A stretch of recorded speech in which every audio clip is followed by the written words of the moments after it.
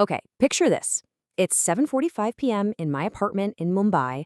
I am running on like negative fumes at this point, and my 5-year-old son Kabir is just completely melting down on the floor. And why? Because his favorite blue pajamas, the only ones he'll wear, are in the laundries. I mean, every single part of me, every frayed nerve in my body just wanted to scream right back at him. My jaw was tight. I could feel my breath getting shallow. I was thinking, they're just pajamas. Pick different ones. I was so close, you guys. So close to just losing it completely. And you have to understand, this wasn't just some random tantrum. Oh no, this was the grand finale, the third meltdown of the day.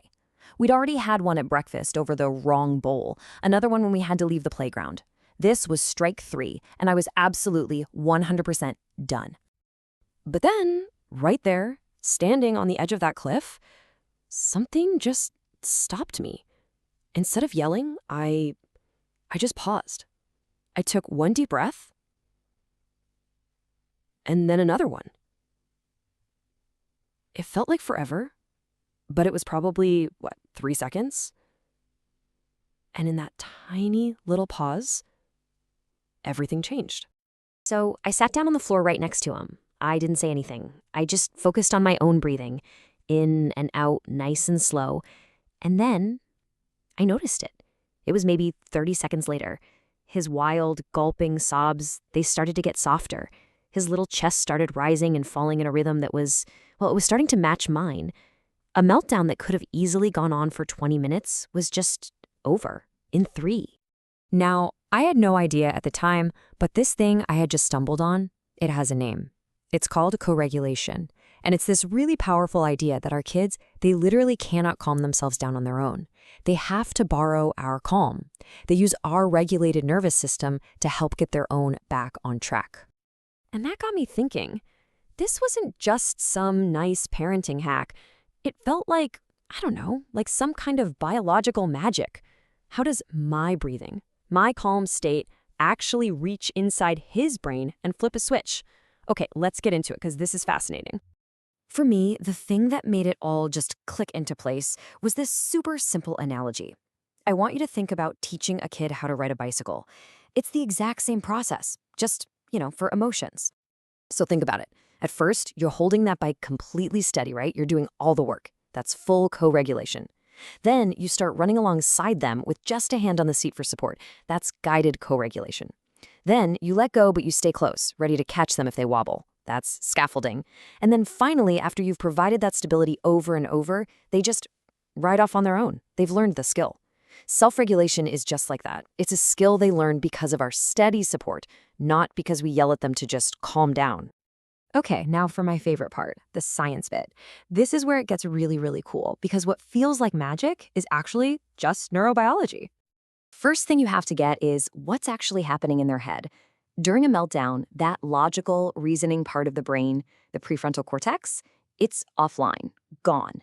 They are running purely on their primitive survival brain. That's why trying to reason with a screaming toddler is like trying to explain quantum physics to a goldfish. It's just not the time. So, how does our calm actually help? Well, a few ways.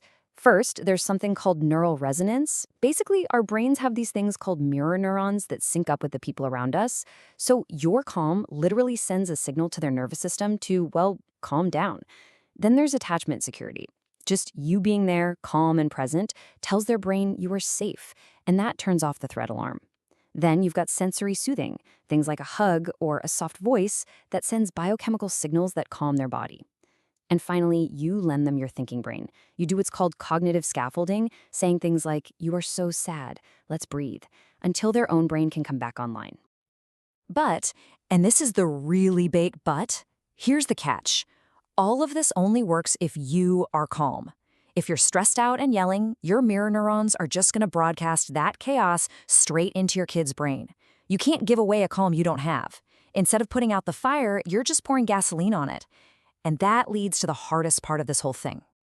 And that is calming myself down first, especially when my kid is pushing every single one of my buttons. This right here was the real work. It was never about fixing Kabir, it was about fixing me.